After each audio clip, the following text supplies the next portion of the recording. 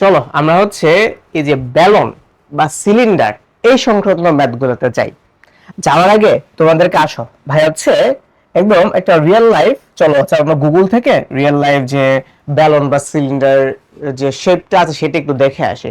তোমাদের বাসায় যারা হচ্ছে ওই যে এলপিজি গ্যাসে রান্না করো, তোমাদের বাসায় কিন্তু গ্যাস সিলিন্ডার থাকে, তাই না? কিংবা তোমরা যারা হচ্ছে বিভিন্ন হসপিটালে গেছো, হ্যাঁ, তখন দেখবা যে হসপিটালের আইসিইউতে বা হচ্ছে হসপিটালের অপারেশন থিয়েটারে এই যে অক্সিজেন একটা সিলিন্ডারের মধ্যে করে ক্যারি করে। এই যে তুমি যে শেপটা দেখতে পাচ্ছ, সিলিন্ডার আকৃতির শেপ, এটাই হচ্ছে আমাদের বইয়ের ভাষায় ব্যালন। বুঝছো? এখন সিলিন্ডার অর্থ ব্যালন কিনা, বাংলা অর্থ ব্যালন কিনা, সেটা একটু ডিকশনারি দেখে খাটাখাটি করে ফেলতে হবে, বুঝছো? বাট এই ব্যালনের শেপ আর সিলিন্ডারের শেপ এই জিনিসটাই বোঝাচ্ছে। কিন্তু আবার ওই যে ওই বেলুন না, কিন্তু আবার যেটা হচ্ছে আমরা ওই যে গ্যাস বেলুন যেটা আমরা আকাশে উড়ে দিই সেটা না, কিন্তু ব্যালন মানে সিলিন্ড্রিক্যাল শেপ যেটা আছে সেটা। যেমন ধরো তুমি চাইলে এই যে আমার হাতে যে পানির বোতলটা আছে, তুমি এটাকেও কিছুটা ব্যালন বলতে পারো, যদিও এটা সুষম না। আমি দেখি, ধরো হচ্ছে আমার কাছে আপাতত এই যে এটা হচ্ছে তোমার এয়ার ফ্রেশনার। হ্যাঁ, এই যে এয়ার ফ্রেশনারের যে তুমি বোতলটা দেখতে পাচ্ছ, এটা হচ্ছে তোমার একটা সিলিন্ড্রিক্যাল শেপ আর কি। তো তুমি চাইলে এটাকে একটা ব্যালন বলতে পারো। তো চলো হচ্ছে আমরা গুগল থেকে কয়েকটা সিলিন্ডার দেখে আসি। চলো, তাহলে এই হচ্ছে ধরো আবার গুগল দেখে,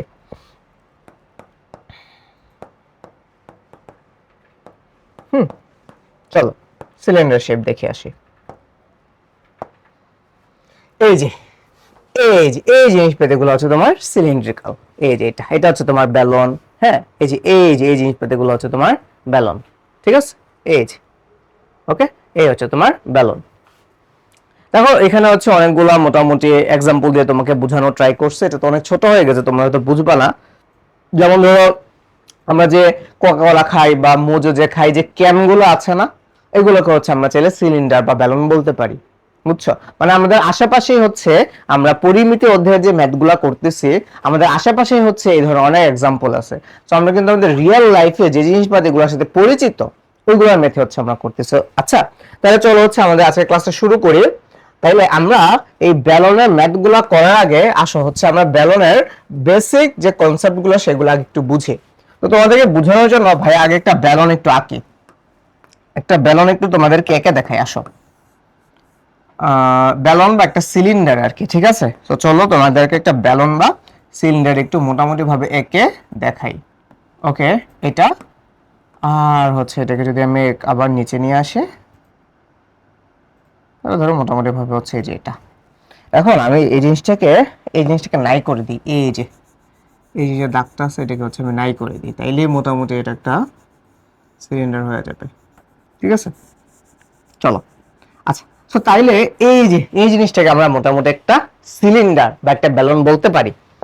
এখন আমাদেরকে হচ্ছে এই ব্যালনের কয়েকটা জিনিস একটু বুঝতে হবে। কি বুঝতে হবে? এই যে যে ব্যালনটা আছে, এই ব্যালনের এটাকে বলবো হচ্ছে আমরা ভূমি। এই যে নিচে তুমি যদি ব্যালনটাকে ধরো ধরো এই যে এটা, এই যে এটা, হ্যাঁ, এই যে নিচের যে পোর্শনটা আছে না, যে সারফেসটা, এটাকে বলে হচ্ছে আমরা ভূমিতল। তো এটাকে যদি তুমি দেখো, এই যে তুমি যদি এইভাবে দেখো, দেখো একটা পারফেক্টলি একটা রাউন্ড শেপ না? পারফেক্টলি একটা রাউন্ড শেপ না, তাই না?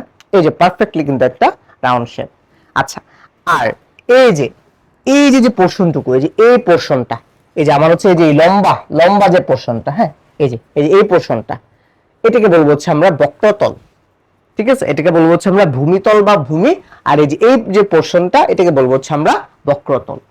ওকে, তাইলে এইটুকু যদি হচ্ছে আমার বক্রতল আর ওইটা যদি আমার ভূমি হয়, তাহলে হচ্ছে আমি মোটামুটি এই জিনিসটাকে আমরা তিন ভাগে ভাগ করে ফেলতে পারি। দেখো এটাকে যদি আমি ভূমি ধরি, তাহলে এটার যে, হ্যাঁ, এটার যে এরিয়া আর এটার এরিয়া কিন্তু সেম, কারণ সেম জিনিস। যদি হচ্ছে আমার এইখানে এটা আর এটা মোটামুটি সেম না, কিন্তু একটা পারফেক্ট সিলিন্ডার বা একটা পারফেক্ট সিলিন্ড্রিক্যাল শেপ কোনো একটা অবজেক্টের এই যে এটা আর এই যে এই পোর্শনটা মানে এই মাথাটা, এটা সেম সাইজের থাকে। বুঝছো? তো এটা তো আমি জাস্ট তোমাকে এক্সাম্পল দেওয়ার জন্য দেখাইছি, আমার হাতের কাছে আর কিছু ছিল না।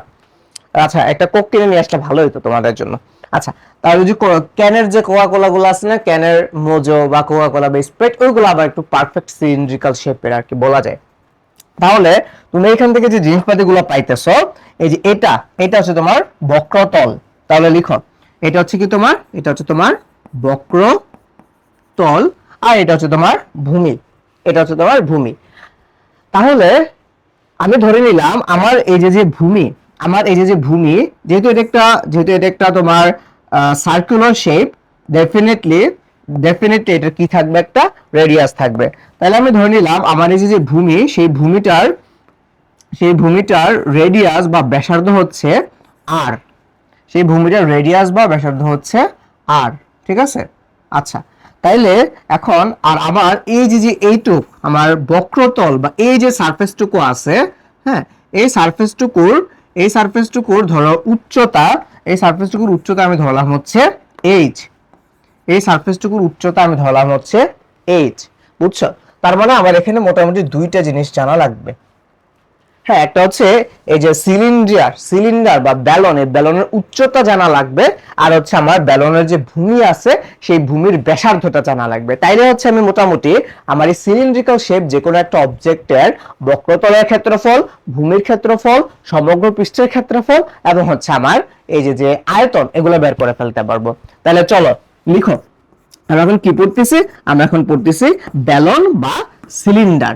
তাহলে ব্যালন বা সিলিন্ডার, ওকে। আচ্ছা, এখন তাহলে তুমি আমাকে বলো এই যে তোমার ব্যালনের যে ভূমিটা আছে, এই যে এই সারফেসটা, এই যে ভূমিটা এটাকে তুমি এখন এইভাবে দেখো, তুমি জাস্ট উল্টাই দিয়ে দেখো, এইভাবে ছিল আগে তোমার ব্যালনটা, এইভাবে। তুমি এখন এই যে এটাকে এইভাবে দেখো, তাহলে তুমি কি দেখতে পাইতেছো এখানে? কি দেখতে পাইতেছো? এটা একটা সার্কুলার শেপ না? একদম একটা সার্কেল না বলো, একটা সার্কেল না বা বৃত্ত না বলো? আচ্ছা, তাইলে যেহেতু এটা একটা বৃত্ত, তাইলে তুমি আমাকে বলো তো এই ব্যালনের ভূমির ক্ষেত্রফল কি হবে? তুমি তো জানো এরিয়া অফ এ সার্কেল বা বৃত্তের ক্ষেত্রফল হচ্ছে পাই আর স্কয়ার। তাহলে এইটাও যেহেতু একটা বৃত্ত, এটাও যেহেতু একটা বৃত্ত, তাইলে এই ব্যালনের ভূমির ক্ষেত্রফল কি হবে বলো তো? ভূমির ক্ষেত্রফল বলো। এটা যেহেতু বৃত্ত, আবার এই বৃত্তের রেডিয়াসও যেহেতু আর, তাহলে এটার ক্ষেত্রফল হবে হচ্ছে তোমার কি পাই আর স্কয়ার, তাই না? বলো, তাই না? আচ্ছা, এটা গেল হচ্ছে আমার এই যে সিলিন্ডার বা ব্যালন, এটা ভূমির ক্ষেত্রফল। তারপর আসো, তারপর হচ্ছে আমরা এটাকে 1 নাম্বার দিয়ে রাখি। তারপর ধরো হচ্ছে 2 নাম্বার। এখন হচ্ছে আমরা পড়বো এই যে বক্রতল, এই যে বক্রতল মানে এই যে তলটা আছে, এই তলটা, এটা আর এটা বাদ দিয়ে এই যে বক্রতল, এটাকে বলবো হচ্ছে আমরা বক্রতল, ওকে। এই বক্রতলের ক্ষেত্রফল লিখো, বক্রতলের ক্ষেত্রফল বক্রতলের ক্ষেত্রফল ইকুয়ালস টু তোমার কত? 2 পাই আর এইচ, যেখানে আর হচ্ছে তোমার এই যে ভূমির ব্যাসার্ধটা, আর এইচ হচ্ছে তোমার এই সিলিন্ডার, এই যে সিলিন্ড্রিক্যাল যে শেপ অবজেক্ট বা সিলিন্ডার, সেটার উচ্চতাটা। তাহলে এই হচ্ছে তোমার বক্রতলের ক্ষেত্রফল, 2 পাই আর এইচ। আচ্ছা, তারপর আসা হচ্ছে 3 নম্বরে যাই। 3 নম্বরে কি আছে? 3 নম্বরে আমরা পড়বো হচ্ছে এই যে সিলিন্ড্রিক্যাল শেপ অবজেক্ট এর তলের ক্ষেত্রফল বা সমগ্র তলের ক্ষেত্রফল। তলের ক্ষেত্রফল বলতে কিন্তু তোমাকে বোঝাবে সমগ্র তলের ক্ষেত্রফল, বাট তলের ক্ষেত্রফল কখনো কিন্তু বক্রতলের ক্ষেত্রফলকে বোঝায় না। বক্রতল তোমাকে স্পেসিফিক্যালি বলে দিবে বক্রতলের ক্ষেত্রফল কত, তখন তুমি হচ্ছে বক্রতলের ক্ষেত্রফল লিখবা। বাট যদি তোমাকে বলে তলের ক্ষেত্রফল বা সমগ্র তলের ক্ষেত্রফল, তখন কিন্তু তোমাকে হচ্ছে একদম পারফেক্টলি বুঝে দিতে হবে যে তলের ক্ষেত্রফল বলতে তোমাকে সমগ্র তলের ক্ষেত্রফল বলি। সমগ্র তল কোনটা? যেমন দেখো, এই একটা তল সাথে হচ্ছে আবার যে তোমার এই যে এই বক্রতলটা, এই যতগুলো তল আছে সব কয়টা তলগুলাই হচ্ছে তোমার সমগ্র তল বা তলের ক্ষেত্রফল। তাহলে লিখো সমগ্র তলের অথবা তলের ক্ষেত্রফল, সমগ্র তলের বা হচ্ছে তলের ক্ষেত্রফল। এটা কত হবে তাহলে? 2 pi r into r plus H, যদি ভাইয়া ভুল না করে থাকে। সমগ্র তল বা তলের ক্ষেত্রফল হচ্ছে এটা, ওকে। আচ্ছা, লাস্টলি হচ্ছে আমরা পড়বো আমার এই যে ব্যালন বা এই যে সিলিন্ড্রিক্যাল শেপ যে অবজেক্টটা আছে, এটার ভলিউম বা আয়তন, তাহলে লিখো আয়তন অথবা যেটাকে বলা হচ্ছে ভলিউম। তোমরা হচ্ছে এই ইংলিশ গুলো একটু জানো, ইংলিশ টার্ম গুলো, ক্ষেত্রফল, এরিয়া, পরিসীমা, পেরিমিটার, ভলিউম, আয়তন, হ্যাঁ, এই ইংলিশ টার্ম গুলো একটু তোমরা জেনে রাখবা। তাহলে এই যে আয়তন, এটা আয়তন কি হবে? এটা আয়তন হচ্ছে তোমার পাই আর স্কয়ার এইচ, দেখো আয়তনটা না খুব ইজি। তুমি তো জানো যে ধরো কোনো কিছুর ক্ষেত্রফলের সাথে যদি তুমি তার উচ্চতাটা যোগ করো তাহলে কিন্তু ওই অবজেক্টের আয়তন বের হয়ে যায়। তো তুমি একটু সিম্পলি চিন্তা করো, তোমার এখানে ভূমির ক্ষেত্রফল ছিল পাই আর স্কয়ার। এই পাই আর স্কয়ারের সাথে যদি তুমি জাস্ট এই যে সিলিন্ড্রিক্যাল শেপ যে অবজেক্টটা, এটার এইচটাকে গুণ করে দাও, তাহলে কিন্তু তুমি কি পেয়ে যাচ্ছ, মানে উচ্চতার যে এইচ, সেই এইচটাকে গুণ করে দিলেই কিন্তু তুমি এই ব্যালনের আয়তনটা পেয়ে যাচ্ছ। ঠিক আছে, তোমরা যদি চাও এই যে সমগ্র তলের ক্ষেত্রফল বা তলের ক্ষেত্রফল এটা কিভাবে আসছে, তুমি কিন্তু চাইলে এটাকে প্রুফও করে ফেলতে পারো। দেখো তোমাকে কিন্তু ভাইয়া বলছিলাম যে এই সমগ্র তলের ক্ষেত্রফল মানে হচ্ছে আমার এখানে যে তিনটা তল আছে, এই একটা তল, এই একটা তল, আর হচ্ছে আবার এই যে বক্র যে পৃষ্ঠটা বা বক্র তল, হ্যাঁ, এই তিনটা তলের যোগফল বা সমষ্টি কিন্তু হচ্ছে আমার সমগ্র তলের ক্ষেত্রফল। তাহলে তুমি দেখো তোমার এই যে এটা হচ্ছে তোমার ভূমি, এই তলের ক্ষেত্রফল কি, এই তলের ক্ষেত্রফল হচ্ছে তোমার পাই আর স্কয়ার। আবার তোমার এই যে বক্র যে তল বা বক্র পৃষ্ঠের ক্ষেত্রফল তুমি একটু আগে শিখে আসছো, সেটা হচ্ছে তোমার 2 পাই আর এইচ। তাহলে লিখো 2 পাই আর এইচ প্লাস আবার উপরে দেখো আবার একটা সার্কুলার শেপের বা একটা বৃত্তাকার শেপের হচ্ছে একটা তল আছে, তাহলে এটার ক্ষেত্রফল কি হবে, পাই আর স্কয়ার। তাহলে পাই আর স্কয়ার। এখন তুমি জিনিসটাকে একটু সিম্পলিফিকেশন করে দেখো, pi r square plus pi r square which is 2 pi r square plus 2 pi r H. তাহলে তুমি এখান থেকে দেখো তো, তোমার এখানে আছে 2 পাই, তোমার এখানেও আছে 2 পাই, আর একটা আর আছে, এখানেও একটা আর আছে। তাহলে তুমি এখান থেকে 2 পাই আর কমন নিলে এখানে থাকবে আর প্লাস এইচ। দেখো এই হচ্ছে সেই তোমার 2 pi r into r plus H. ঠিক আছে, তো তুমি কিন্তু চাইলে এভাবে মনে রাখতে পারো, তোমাকে যে ফর্মুলাটা মুখস্থ করে ফেলতে হবে ব্যাপারটা এরকম না। তুমি জাস্ট বুঝে দেখো সার্কুলার শেপ কোন অবজেক্টের এরিয়া যে পাই আর স্কয়ার হয়, এটা তুমি ছোট থাকতে পড়ে আসছো। তাহলে এটাকে তোমার ভুলার কোনো চান্স আছে যে এটার ক্ষেত্রফল পাই আর স্কয়ার, তাহলে এইটুকুর ক্ষেত্রফল পাই আর স্কয়ার হবে। তাহলে তুমি কিন্তু তাহলে এইভাবে বুঝে জিনিসগুলোকে কয়েকবার একটু সিম্পলিফাই করে ফেলতে পারো, তাইলে দেখবা যে তুমি আর এই ফর্মুলাগুলো ভুলতেছো না।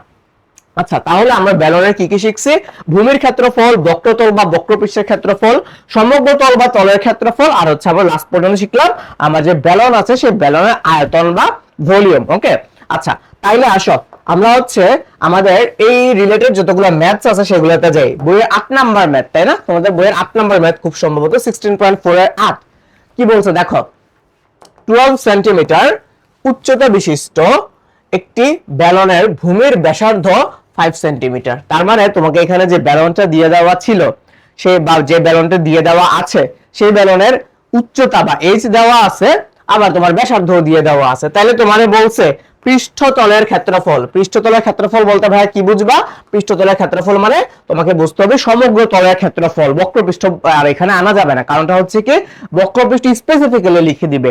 আর তোমাকে বের করতে বলছে হচ্ছে আয়তন। তাহলে তোমার এখানে যে গিভেন ডেটাগুলো ছিল বা যেগুলো দেওয়া আছে সেগুলো তুমি লিখো।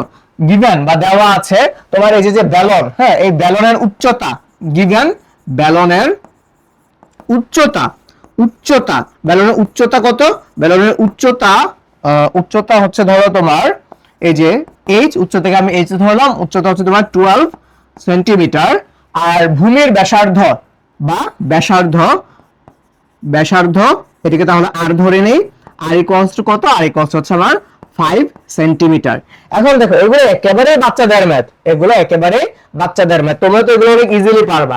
দেখো তোমাকে কি বলছে, দেখো তো তোমাকে বলছে এর পৃষ্ঠতলের ক্ষেত্রফল। তাহলে তুমি লিখো, তুমি কি লিখবা, তুমি লিখবা যে আমরা জানি, তুমি জানো যে পৃষ্ঠতলের ক্ষেত্রফল, বা আরো সুন্দর করে লিখলে ব্যালনের একদম স্পেসিফিক্যালি আগে ফর্মুলাটা লিখবা। কারণ শোনো, পরিমিতিতে তুমি যদি ধরো ক্যালকুলেশনে ভুল করলা, হ্যাঁ, কিন্তু তুমি একদম তোমার যে মেইন যে ফর্মুলাটা আছে সেটা তুমি যদি ঠিকঠাক রাখতে পারো, তোমাকে পার্শিয়াল নাম্বার দেওয়া উচিত। কিন্তু আমি জিনিসটাকে এনকারেজ করতেছি না, আমি বলতেছি না যে তুমি ভুল করবা, হ্যাঁ, কারণ এডুকেশন সিস্টেম অনেকটা চেঞ্জ হয়েছে, এখন পার্শিয়াল মার্ক হয়তো দিবে না, কিন্তু কথা হচ্ছে যে তুমি কি করবা, তুমি ফর্মুলাটা আগে লিখে ফেলবা, হ্যাঁ, তুমি আগে ফর্মুলাটা লিখে ফেলবা, তারপর হচ্ছে তুমি জাস্ট ভ্যালুগুলো বসাবা, তাতে তোমার হচ্ছে ভুল চান্স অনেক কমে যাবে। আর ফর্মুলা যদি তুমি ঠিকঠাক মতো লিখতে পারো, তোমার ম্যাথ 70% 80% ডান, পরিমিতির ম্যাথস গুলোর ক্ষেত্রে আর কি, বুঝছো? তাহলে উই নো বা আমরা জানি ব্যালনের পৃষ্ঠতল চাইছে, তাই না? তাহলে ব্যালনের পৃষ্ঠতলের ক্ষেত্রফল বা এরিয়া, পৃষ্ঠতলের ক্ষেত্রফল ইকুয়ালস টু কি বলতো, তুমি মাত্র প্রুফ করে আসছো this is 2 pi r into r plus হচ্ছে তোমার এইচ। তাহলে এখন তোমাকে যে ব্যালনটা দিয়ে দেওয়া আছে, তোমার প্রশ্নে যে ব্যালনটা দিয়ে দেওয়া আছে সেইটার ক্ষেত্রফল কত হবে তাহলে বের করে ফেলো। তো ইকুয়ালস টু দাও, জাস্ট ভ্যালুগুলো বসাও। 2 ইনটু পাই, তুমি চাইলে হচ্ছে পাই এর ভ্যালু 3.1416 বসাই দিতে পারো, কিন্তু তোমার যদি ক্যালকুলেটর থাকে তুমি জাস্ট ডাইরেক্ট বসাই দিবা। তারপর এখানে আর এর মান কত, আর এর মান হচ্ছে 5 ইনটু আবারো 5 প্লাস হচ্ছে h which is 12। তাহলে দেখো কত আসে, 5 দুগুণে 10 মানে 10 পাই, আর এখান থেকে আসতেছে হচ্ছে তোমার 5 আর 12, 5 প্লাস 12 হচ্ছে তোমার কত 17, তার মানে হচ্ছে তোমার 170 পাই। তো তুমি এখন জাস্ট ক্যালকুলেটর নাও, ক্যালকুলেটর নিয়ে তুমি জাস্ট ঘাচাং ঘাচাং করে জিনিসটা করে ফেলো। তাহলে দেখো 170 পাই। তাহলে আমার এখানে যদি পাই এর ভ্যালু ডাইরেক্ট ইনপুট দেওয়া যায় না, আমি 3.1416 বসাচ্ছি। হ্যাঁ, তুমি হচ্ছে ডাইরেক্ট তোমার ক্যালকুলেটর থেকে পাই এর ভ্যালু ইনপুট দিবা। তাহলে আমার ব্যালনের পৃষ্ঠতলের ক্ষেত্রফল আসতেছে 534.072। যেহেতু এটার ইউনিট ছিল সেন্টিমিটারে, উচ্চতা আর ব্যাসার্ধ ইউনিট ছিল সেন্টিমিটারে, তাহলে এটা হবে হচ্ছে তোমার বর্গ সেন্টিমিটার বা সেন্টিমিটার স্কয়ার। তাহলে এই হচ্ছে আমার ব্যালনের পৃষ্ঠতলের ক্ষেত্রফল। আচ্ছা, সেকেন্ড আসো। সেকেন্ড তোমাকে যে জিনিসটা বের করতে বলছে সেটা হচ্ছে তোমার ব্যালনের আয়তন। তাহলে তুমি আবার লিখো যে আবার আমরা জানি, তুমি কি জানো যে ব্যালনের আয়তন কত বলো, তুমি বলো ব্যালনের আয়তনের ফর্মুলা কি, ব্যালনের আয়তন হচ্ছে তোমার পাই আর স্কয়ার এইচ, তাই তো? এটা হচ্ছে তোমার ব্যালনের আয়তন, আচ্ছা, তাহলে ব্যালনের আয়তন কি হবে, পাই আর স্কয়ার এইচ। তাহলে তুমি এখন জাস্ট ভ্যালুগুলো বসাও, পাই এর মতো করে থাক, আর স্কয়ার দ্যাট মিন্স তোমার 5 স্কয়ার ইনটু এইচ মানে হচ্ছে কত তোমার 12। তার মানে তুমি এখান থেকে পাচ্ছ পাই ইনটু 25 ইনটু হচ্ছে তোমার 12। রাখো, এটাকে কিছু করার দরকার নেই, তুমি জাস্ট ক্যালকুলেটরে ক্যালকুলেশনটা করে ফেলো। 12 ইনটু 25 ইনটু 3.1416, that means 942.48 হচ্ছে তোমার 48। তাহলে এটা ইউনিট কি হবে বলো, যেহেতু এটা ভলিউম বা আয়তন, এটা ইউনিট হবে ঘন একক। এখানে একক কি ছিল, এখানে একক ছিল হচ্ছে তোমার সেন্টিমিটারে, তাহলে এটা ইউনিট হবে হচ্ছে তোমার ঘন সেন্টিমিটার। যেহেতু আমি ইংলিশে লিখতেছি তার মানে আমি লিখবো হচ্ছে সেন্টিমিটার কিউব, ঠিক আছে? তারপর দেখো 9 নাম্বার কি বলছে, যে একটি ব্যালনের বক্রতলের ক্ষেত্রফল, এটাও ব্যালন রিলেটেড একটা ম্যাথ। 9 নম্বরে তোমাকে বলছে একটি ব্যালনের বক্রতলের ক্ষেত্রফল দিয়ে দেওয়া আছে। বক্রতল মানে কোনটা বুঝছো, এই যে পৃষ্ঠটা আছে বা এই যে তলটা আছে, হ্যাঁ, এই লম্বা যে তলটা, সেটার ক্ষেত্রফল তোমাকে দিয়ে দিছে। সেটার ক্ষেত্রফল কত দিছে, এটার ক্ষেত্রফল দিছে হচ্ছে 100 বর্গ সেন্টিমিটার। আচ্ছা, আবার এই ব্যালনের আয়তনও দিয়ে দিছে 150 ঘন সেন্টিমিটার। এবার তোমাকে উল্টা জিনিসপাতি বের করতে বলছে, মানে ব্যালনের উচ্চতা বের করতে বলছে আর ভূমির ব্যাসার্ধ বের করতে বলছে। তাহলে তুমি এক কাজ করো, তুমি কি করবা, তুমি হচ্ছে ধরবা যে লেট ধরি বা মনে করি ব্যালনের উচ্চতা। হ্যাঁ, তুমি একটা কাজ করো, তুমি ধরে ফেলো, এটা আবার লক করতে ভুলে গেছে না, তাহলে লক করে ফেলে। দেখো তুমি ধরো যে ব্যালনের উচ্চতা h, যেহেতু তোমার এখানে কোনো ভ্যালু ট্যালু দিয়ে দেওয়া নাই, তাই ব্যালনের উচ্চতাকে আমি ধরলাম হচ্ছে ব্যালনের উচ্চতা ইকুয়ালস টু h, আর ব্যালনের যে ব্যাসার্ধ বা ভূমির যে ব্যাসার্ধ, তুমি যদি চাও আরো সুন্দর করে লিখে ফেলতে পারো, ভূমির ব্যাসার্ধ ইকুয়ালস হচ্ছে তোমার r। দেখো, তাহলে ব্যালনের উচ্চতাকে আমি ধরলাম h আর ব্যালনের ভূমির ব্যাসার্ধকে আমি ধরলাম হচ্ছে r। হ্যাঁ, ব্যালনের ভূমির ব্যাসার্ধ হচ্ছে r। আচ্ছা, এখন তুমি কি জানো, তুমি যেটা জানো সেটা লিখো। উই নো বা আমরা জানি, তুমি জানো যে ব্যালনের বক্রতলের ক্ষেত্রফল হচ্ছে তোমার 2 পাই আর এইচ। তাহলে এটাই লিখো যে আমরা জানি ব্যালনের, সুন্দর করে লিখো, ব্যালনের বক্রতলের বা বক্রপৃষ্ঠ, এখানে যদি বক্রতল আছে বক্রতলই লিখো। তাহলে ব্যালনের বক্রতলের ক্ষেত্রফল কত বলো, তুমি মাত্র শিখে আসছো this is 2 pi r H, তাই না? আচ্ছা, এখন তুমি একটা কাজ করো, এখন তুমি দেখো তোমাকে কোশ্চেনে কিন্তু এই বক্রতলের ক্ষেত্রফলটা দিয়ে দেওয়া আছে হুইচ ইজ 100 সেন্টিমিটার স্কয়ার। তাইলে তুমি লিখতে পারো না যে প্রশ্ন মতে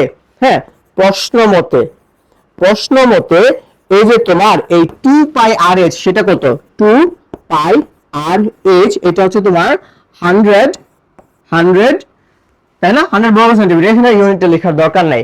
তাহলে দেখো তুমি যদি হচ্ছে 2 দিয়ে উভয় পক্ষকে ভাগ করে দাও, তাহলে তুমি এখান থেকে পাচ্ছ হচ্ছে পাই আর এইচ ইকুয়ালস হচ্ছে তোমার 50, তাই তো, তাই তো। আচ্ছা, এখন তুমি যদি আবার 50 কে পাই দিয়ে ভাগ করে দাও, 50 কে যদি তুমি পাই দিয়ে ভাগ করে দেখো কত আসে, 50 বাই হচ্ছে তোমার 3.1416 দিয়ে আমি ভাগ করে দিলাম, তাহলে আমি এখানে পাচ্ছি 15.915। তাহলে এখান থেকে আমি পাচ্ছি আর এইচ ইকুয়ালস টু 15.915। একটা কাজ করি, এখান থেকে আমি আইদার আর এর মান বা তোমার এইচ এর মান একটা বের করে ফেলি, যে কোনো একটাকে বের করে ফেলি। ধরো আমি এইচ এর মান লিখলাম, তাহলে আমি এখান থেকে লিখতে পারি না যে এইচ ইকুয়ালস টু 15.915 আর হচ্ছে তোমার আর। এইটুক কি সবাই বুঝছি? এইটুক কি সবাই বুঝছি?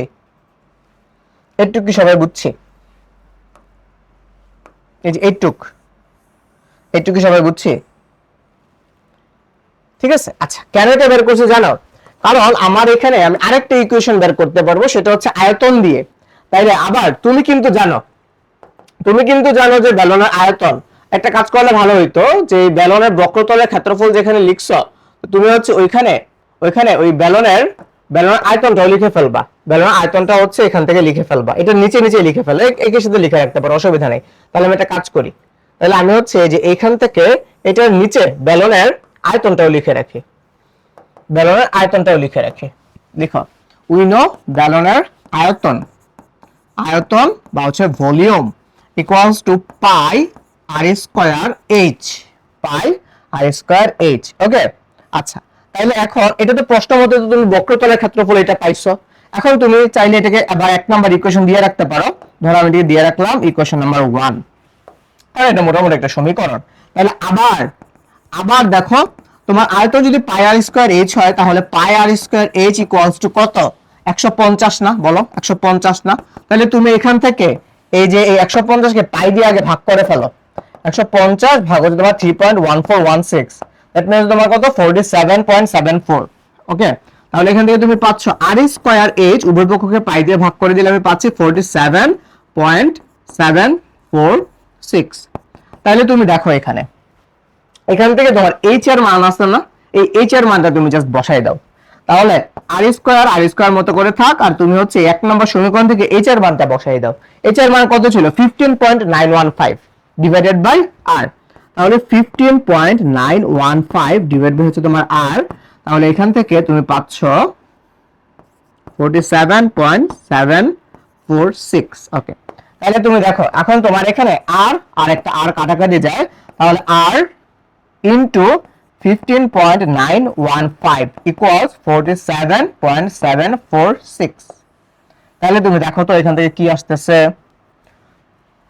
তুমি যদি 47.746 ভাগ 15.915 করো, তাহলেই তুমি এখান থেকে আর এর ভ্যালু পেয়ে যাচ্ছ 3.0000 সামথিং আসছে। তো এটা নেওয়া লাগবে না, কারণ 3 চারটা ঘর পড়ে হচ্ছে 62, যেহেতু হচ্ছে আমি এখানে পাই এর মান একটু 3.1416 ধরছি, আই গেস তোমরা পাই এর মান ডাইরেক্ট বসাইলে একদম পারফেক্টলি 3 চলে আসবে। তাহলে দেখো আমি আর এর মান কত পাচ্ছি? আর এর মান পাচ্ছি হচ্ছে 3। তাহলে দেখো আমার এই যে ব্যালনটা যে ছিল, সেই ব্যালনের ব্যাসার্ধ কিন্তু আমি পেয়ে গেছি অলরেডি, পেয়ে গেছি, তাই না? ব্যাসার্ধ আমি কত পাইছি? ব্যাসার্ধ আমি পাইছি 3 সেন্টিমিটার, 3 সেন্টিমিটার। আচ্ছা, এখন তুমি যদি এই আর এর মান জাস্ট এই এক নাম্বার সমীকরণে বসাই দাও, হ্যাঁ, তাহলে লিখবা যে আর এর মান 1 নং সমীকরণে বসিয়ে পাই, তাহলে কি হবে? জাস্ট আর এর মান 1 নং সমীকরণ এখান থেকে সুন্দর করে লিখবা যে r ইকুয়ালস টু 3, হ্যাঁ, 1 নং সমীকরণে বসিয়ে পাই। তাহলে কি হবে? h ইকুয়ালস টু তোমার দেখো কত ছিল? 15.915 ডিভাইড বাই হচ্ছে আর এর মান হচ্ছে তোমার 3। তাহলে দাও তো দেখি, আর এর মানটা এখানে বসাও তো। 15.915 ভাগ হচ্ছে তোমার কত? 3, 5.305, দিস ইজ 5.305।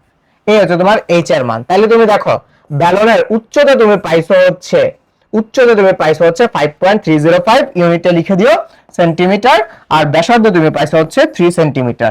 তাহলে সুন্দর করে ইউনিটে লিখে দিবা নিচে দিয়ে যে এই ব্যালনের উচ্চতা সেন্টিমিটার এত সেন্টিমিটার, আর এটা হচ্ছে ভূমির ব্যাসার্ধ হচ্ছে এত সেন্টিমিটার, স্পেসিফিক্যালি লিখে দিয়ে তারপর অ্যানসার লিখে দিবা। ঠিক আছে? আচ্ছা আসো তারপর যাই। ওকে, এখন দেখো তোমাকে বলছে যে একটা লোহার পাইপ, বুঝছো? আচ্ছা, একটা লোহার পাইপের ভিতরের ও বাইরের ব্যাস যথাক্রমে 12 সেন্টিমিটার আর হচ্ছে তোমার 14 সেন্টিমিটার। পাইপের উচ্চতা হচ্ছে তোমার 5 মিটার। Okay fine. 1 ঘন সেন্টিমিটার লোহার ওজন। আচ্ছা বুঝছি, ওই জিনিসটা আমরা পরে পড়বো। এই যে 1 ঘন সেন্টিমিটার লোহার ওজন, ওইটা আমার আপাতত পরের পার্ট। প্রথম পার্ট যে লোহার পাইপের ভিতরের ও বাইরের ব্যাস, মানে লোহার পাইপটা দেখতে তোমার যে এরকম। আমি আগে একটু একে দেখাই, তোমাকে একটা জিনিস একে দেখাই, মানে যে লোহার পাইপের কথা বলছে সেই লোহার পাইপটাকে আগে আকার ব্যবস্থা করি। সেই লোহার পাইপটাকে আকার ব্যবস্থা করি। সেই লোহার পাইপটাকে আগে হচ্ছে আমি আকার ব্যবস্থা করি। ও, এটা তো আবার এই দিক থেকে মিলবে না। আচ্ছা, তাহলে বুঝতে পারছি আমার এই ট্রিক্স এখন এখানে কাজে দিবে না। তাহলে এই জিনিসটাকে আপাতত সরাই দিই, এটা নিয়ে কাজ করি, বড়টা নিয়ে আসো। তাহলে এই জিনিসটাকে আরেকটু বড় করে দেই। এটার মধ্যে থেকে হচ্ছে আমি আরেকটা হচ্ছে লোহার পাইপ এখানে এঁকে দিই। তাহলে ধরো জিনিসটা যে এরকম হবে অনেকটা। তুমি একটু দেখো জিনিসটাকে কতটা স্মুথ করা যায়। এখন আমি যদি জাস্ট এগুলোকে অ্যাটাচ করে দিই বা লম্বা লম্বা করে জাস্ট লাগাই দিই আর কি। ওকে, এখন একটা কাজ করি, এই যে ভিতরের যে জিনিসপাতিগুলো ছিল সেগুলোকে মুছে দিই, তাইলে মোটামুটি তোমরা এখন জিনিসটা ক্লিয়ার হয়ে যাবা। এই হচ্ছে তোমার সেই সিলিন্ডারটা যেটার কথা তোমাকে কোশ্চেনে বলছে। এবার তুমি একটু মিলাও। দেখো লোহার পাইপের ভিতরের ও বাইরের ব্যাস যথাক্রমে হচ্ছে তোমার 12 সেন্টিমিটার ও 14 সেন্টিমিটার। আচ্ছা, তাইলে ধরো এই যে ধরো এটা, এই যে ধরো এটা, এই যে লোহার পাইপ। ওকে, তাহলে এই লোহার পাইপের এই ধরো হচ্ছে তোমার বাইরের যে ব্যাস আছে, এই যে এইটুক। ওকে, এইটুকু আবার মুছে দিই। তাহলে এই যে দেখো, এই যে এখান থেকে এইটুক হচ্ছে ধরো তোমার লোহার পাইপের বাইরের যে ব্যাস আছে সেটা। আচ্ছা, আর এই যে ধরো এই যে এইটুক, হ্যাঁ, এই যে এটা ধরো হচ্ছে তোমার লোহার পাইপের ভিতরের ব্যাস। দেখো রেড কালার পোর্শনটা হচ্ছে যে বাইরের ব্যাসার্ধ, আমি ব্যাস দেখাচ্ছি না, বাইরের ব্যাসার্ধ যেটা আছে সেটা, আর ভিতরের ব্যাস হচ্ছে ধরো এই যে এইটুক। আচ্ছা, তো তোমাকে এখানে ব্যাস বলে দিছে 12 আর 14। তাহলে বাইরের ব্যাস যদি 14 হয় তাহলে বাইরের ব্যাসার্ধ কত হবে?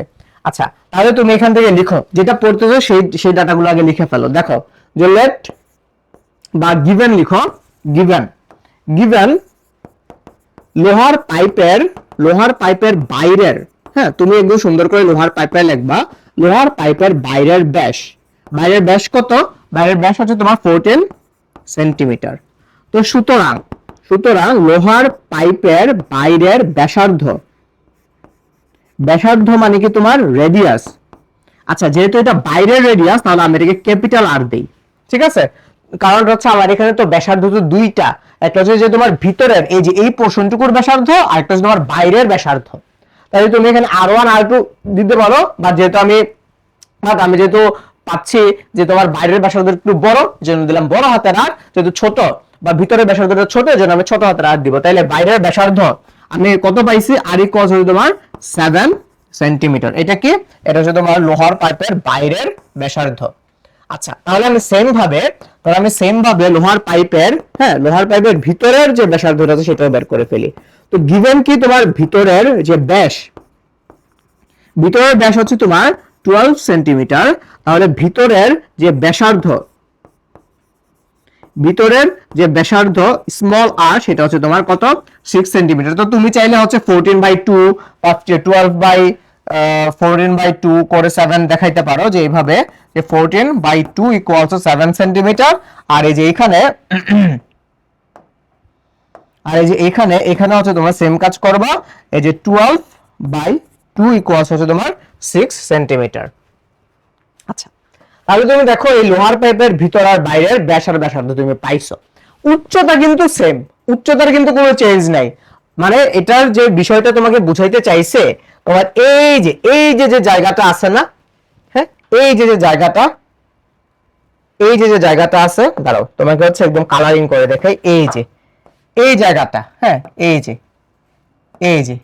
যে জায়গাটা আছে, হ্যাঁ,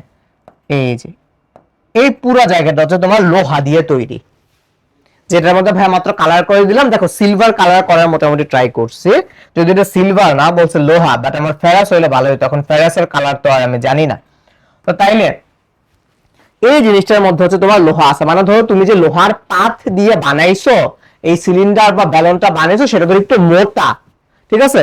তার মানে এই জন্য হচ্ছে তোমার এখানে ভিতরে আর বাইরের ব্যাসার্ধের মধ্যে কি হয়ে গেছে, একটু ডিফারেন্স হয়ে গেছে। তার মানে এই পুরাটুকু যদি তোমার লোহা আছে, এই লোহাটুকুর ওজন তোমাকে বের করতে বলছে, এই লোহাটুকুর ওজন তোমাকে বের করতে বলছে। আচ্ছা দেখো, তোমাকে কিন্তু এখানে লোহার পাইপের উচ্চতা দেওয়া আছে। এখন লোহার পাইপের উচ্চতার ক্ষেত্রে কিন্তু তোমার ভিতর আর বাইরের কোনো কাহিনী নেই। লোহার পাইপের উচ্চতার ক্ষেত্রে কিন্তু তোমার ভিতর আর বাইরের কোনো কাহিনী নেই, কারণ উচ্চতা কিন্তু সেমই। হ্যাঁ, ভিতরের উচ্চতা আর বাইরের উচ্চতা সেমই হবে। তোমার পাতটা তো আসা হচ্ছে আশেপাশের বাইরে, কারণ উচ্চতা কিন্তু আমরা এই যে এই সেন্টার পয়েন্ট থেকে বের করি আর কি। তাহলে তুমি দেখো লোহার পাতের ভিতরের ব্যাসার্ধ, বাইরের ব্যাসার্ধ তুমি পাইছো, তাইলে আবার তুমি এই যে লোহার পাইপ, সেটার উচ্চতাও তুমি জানো। আচ্ছা তুমি দেখো তো, তুমি ধরো বাইরের ব্যাসার্ধ জানো, আবার হচ্ছে তুমি হচ্ছে ধরো তুমি এখানে এই এই যে তোমার যে লোহার পাইপটা, তুমি আপাতত এটাকে দুই ভাবে চিন্তা করো। হ্যাঁ, দুই ভাবে চিন্তা করো। ধরো তোমার প্রথমে হচ্ছে তুমি এটাকে ধরো, তুমি প্রথমে হচ্ছে এই যে বড় যে লোহার পাইপটা, এটার কথা চিন্তা করো। দেখো এই বড় লোহার পাইপেরও তুমি ভূমির ব্যাসার্ধ জানো, তুমি উচ্চতা জানো, তাহলে তোমার এই যে বড় যে লোহার পাইপটা আছে না, তুমি এটার ভলিউম বের করে ফেলতে পারবা, রাইট? তো এটা হচ্ছে তোমার প্রথম কাজ। আবার তুমি এখন হচ্ছে ভিতরের ছোট যে লোহার পাইপটা আছে, তুমি এটার কথা চিন্তা করো, এটাও তুমি ভূমির ব্যাসার্ধ জানো, আবার হচ্ছে তুমি কি জানো, তুমি হচ্ছে এই ভিতরের যে ছোট্ট যে লোহার পাইপটা আছে সেটার উচ্চতাও তুমি জানো, তাইলে কিন্তু তুমি এটারও ভলিউম বের করে ফেলতে পারবা।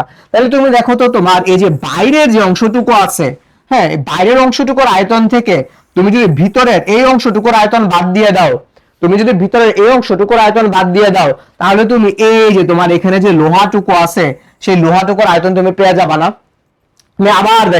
আমি তোমাকে আবার দেখাই। ধরো বাইরের বাইরের এই যে বড় যে অংশটুকু, হ্যাঁ, বাইরের এই অংশটুকু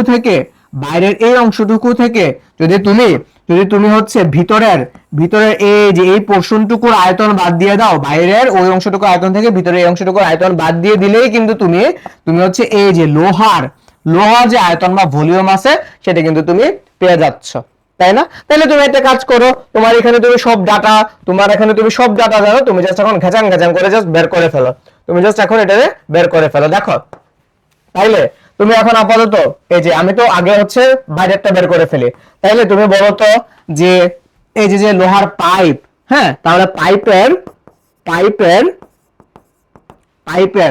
বাইরের অংশটুকু আয়তন মানে পুরা, হ্যাঁ, এই পুরা যে লোহার পাইপ, হ্যাঁ, বাইরের অংশটুকু আয়তন, পাইপের বাইরের বা সম্পূর্ণ পাইপ বলা যায় এটাকে, সম্পূর্ণ পাইপের বাইরের, তো ব্র্যাকেটে লিখে দিবা কনফিউজডের জন্য, যে সম্পূর্ণ যে পাইপ আছে সেটা, কনফিউজ যাতে কেউ না হয়ে যায়, পাইপের বাইরের অংশটুকুর আয়তন কি হবে বলো? আয়তন হচ্ছে কি তোমার পাই আর স্কয়ার এইচ, তাহলে যদি ভ্যালু বসাই দাও পাই ইনটু এখানে আর কত 7 স্কয়ার ইনটু এইচ হচ্ছে তোমার কত? এইচ হচ্ছে তোমার 5 মিটার। আচ্ছা এখানে আবার একটা কাহিনী আছে, তোমার ব্যাস আর ব্যাসার্ধ তুমি বের করছো হচ্ছে সেন্টিমিটারে, তাই না? তাহলে তুমি এই যে তোমার যে এইচটাকে যদি তুমি সেন্টিমিটারে নিয়ে যাও, এইচটাকে তুমি হচ্ছে সেন্টিমিটারে নিয়ে যাও, এইচ ইকুয়ালস ছিল হচ্ছে তোমার কত? 5 মিটার। তাহলে এটাকে তুমি 5 ইনটু 100 দিয়ে গুণ করে সেন্টিমিটারে নিয়ে যাও, হুইচ ইজ 500 সেন্টিমিটার। ওকে, আচ্ছা মনে রাখবা ইউনিটগুলো কিন্তু সেম রাখতে হবে। তাহলে এই হচ্ছে তোমার কি 500। তাহলে তুমি হচ্ছে এখন এই বাইরের অংশটুকুর আয়তন বের করে ফেলো। বাইরের অংশটুকুর কত আসবে? সাথে 49 ইনটু হচ্ছে তোমার 500 ইনটু হচ্ছে 3.1416 769, লিখো 769 and again 69.2। তাহলে এটা যেহেতু তোমার আয়তন, হ্যাঁ, কার আয়তন?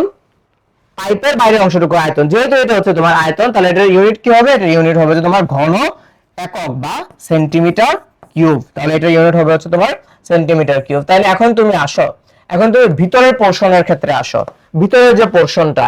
তাহলে আমি আপাতত এই জিনিসটাকে রিলেট করে দেই, এই যে এটাকে, হ্যাঁ এটাকে রিলেট করে দেই। আমার ভিতরের ব্যাস বা ব্যাসার্ধ, ভিতরের ব্যাসার্ধ আমি বের করে ফেলছি কত? ভিতরের ব্যাসার্ধ আমি বের করে ফেলছি হচ্ছে তোমার 6 সেন্টিমিটার। তো সুতরাং পাইপের ভিতরের, হ্যাঁ ভিতরের যে অংশ, ভিতরের অংশের আয়তন, পাইপের ভিতরের অংশের আয়তন সেটা কত হবে? তো তুমি হচ্ছে ভিতরের যে ভ্যালুগুলো আছে সেগুলো বসাও, পাই আর স্কয়ার মানে 6 স্কয়ার ইনটু হচ্ছে তোমার 500। কত আসে দেখো তো, কত আসে দেখো? 6 স্কয়ার মানে হচ্ছে তোমার 36 ইনটু 500 ইনটু 3.1416, দ্যাট মিন্স এইটুকু অংশ আয়তন আসতেছে তোমার 565.48 ঘন সেন্টিমিটার বা সেন্টিমিটার কিউব বা ঘন সেন্টিমিটার। ঠিক আছে, এইটুকুর অংশ আয়তন হচ্ছে তুমি এটা পাচ্ছ। তাইলে তুমি এখন লোহার যে তুমি আগে লোহার অংশটুকু বের করে ফেলো, বাইরের অংশটুকুর আয়তন থেকে ভিতরের অংশটুকুর আয়তনকে কি করে দিবা? মাইনাস করে দাও। তাহলে করো তো।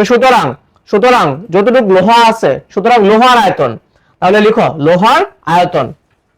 এক কাজ করো, এখানে করতে পারো, অথবা তুমি চাইলে হচ্ছে একদম নতুন করে ফেলতে পারো, নতুন করে আরেকটা পেজ নিয়ে এই যে, তাহলে আমি এই পুরাটুকুকে মুছে দিই, আমার এগুলার দরকারই নেই।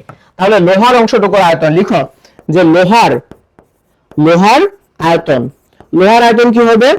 লোহার আয়তন হবে হচ্ছে তোমার এই যে বাইরের যে ক্ষেত্রফল বা টোটালটার যে, সরি ক্ষেত্রফল না, আয়তন, লোহার যে টোটালটার যে আয়তন ছিল সেটা থেকে আমার ভিতরের যে পাইপের অংশ এটুকু আয়তন আমি বাদ দিয়ে দিলেই হবে। তাহলে তুমি চাইলে এটা বাংলায় লিখে ফেলতে পারো, অথবা ডাইরেক্ট জাস্ট ক্যালকুলেশন ভ্যালু বসে দিতে পারো, 76969.2।